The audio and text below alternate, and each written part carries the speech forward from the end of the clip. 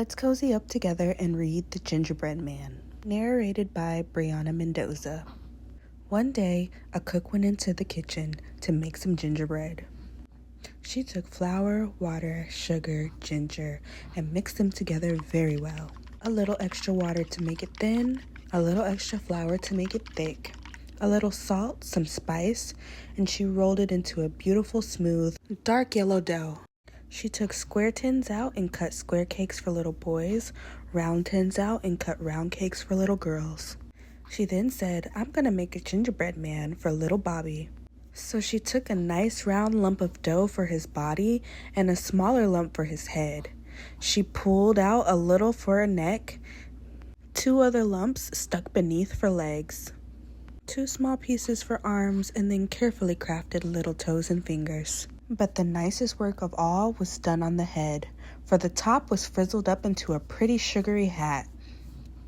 A beautiful mouth was made out of a big raisin and 2 bright eyes with little burnt almonds and caraway seeds. The gingerbread man was finished and ready for baking. A very jolly little man he was. In fact, he looked so sly, the cook was afraid he was plotting some mischief.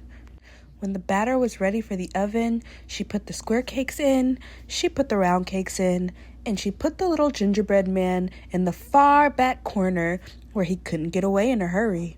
She then stepped away to sweep the parlor. She swept and swept until the clock struck 12. She then dropped her broom in a hurry, exclaiming, "The gingerbread will be baked to a cinder." She hurried down to the kitchen and threw open the oven door.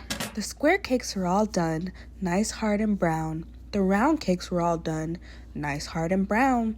The gingerbread man was all done too, nice hard and brown.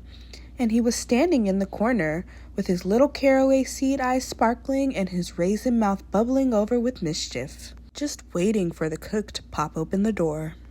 The second the door was open, with a hop, skip, and a jump, he went right over the square cakes and the round cakes, and over the cook's arms. Before she could catch him, he was running across the kitchen floor as fast as his little legs would carry him. Soon he was near the back door, which was standing wide open, and through which he could see a path to the garden. "Run, run, run as fast as you can. You can't catch me. I'm the gingerbread man."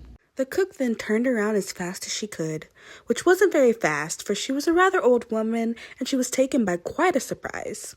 Luckily, she saw the old cat laying fast asleep in the sun right by the doorway. Slinky was his name. She cried, "Slinky, Slinky, stop the gingerbread man. I want him for little Bobby." The old lazy cat thought someone was calling him only in his dream. He simply rolled over lazily. So the cook cried out again, "Slinky, Slinky, catch the gingerbread man." The old cat sprang up out of his sleep and jumped up.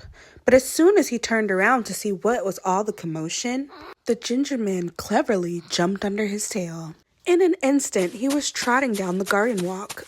Slinky quickly ran out of the door, still too sleepy to know what he was running after, and the cook followed, rather slowly, but still making good speed. At the bottom of the walkway, laying fast asleep, was Bowser, the town dog. The cook cried out, "Bowser, stop the gingerbread man. I want him for little Bobby." Dog, startled out of his sleep, jumped up on his feet to look and see what it was he was supposed to be catching. The gingerbread man, much too quick for all of them, slipped between the dog's legs and cried out, "Run, run, run as fast as you can. You can't catch me. I'm the gingerbread man." The dog, confused, seeing the cat and the cook running, instantly thought the cat must have stolen something. Soon, they met up together at the bottom of the walkway. They caused a great commotion, barking, scratching, fighting, howling.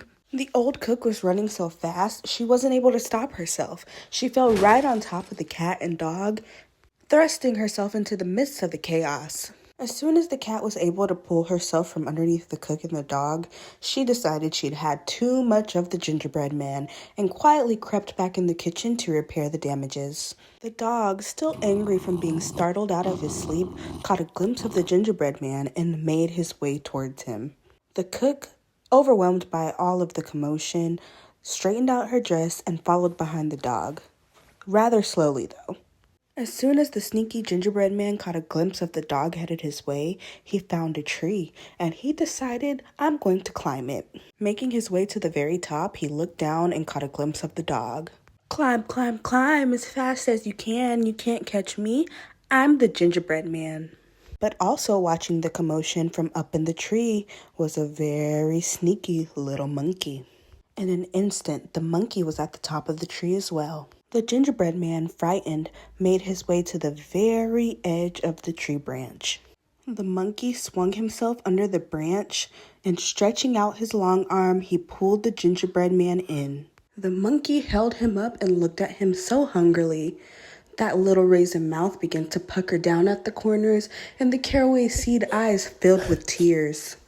And then what do you think happened? Why, little Bobby himself came running up. He had been taking his noonday nap upstairs.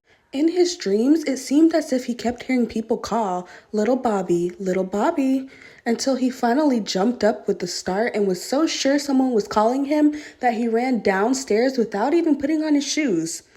As he came down, he could see through the window in the field beyond the garden, the cook, the dog, and the monkey. He scampered down the walk, little bare feet pattering against the warm gravel, climbed over the wall, and in a few seconds, under the tree, he arrived to see the monkey holding the gingerbread man with quite a hunger in his eyes. Monkey, drop it. Startled, the monkey dropped the gingerbread man straight down. He fell right into Bobby's little arms.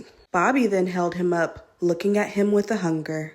Bobby was too hungry to mind the gingerbread tears. He gave one big bite and swallowed him down, legs and all. And that was the end of the gingerbread man.